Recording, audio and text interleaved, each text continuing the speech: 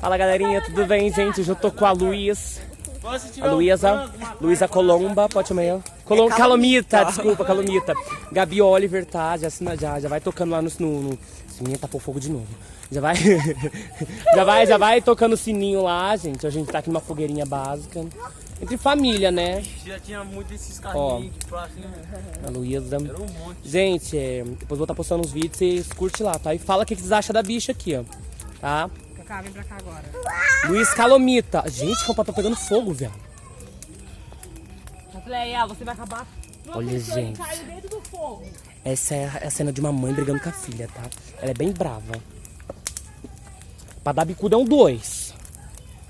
Só não derruba. Menino, tá forte, né? Né, Mar? Tem mais alguma coisa lá não?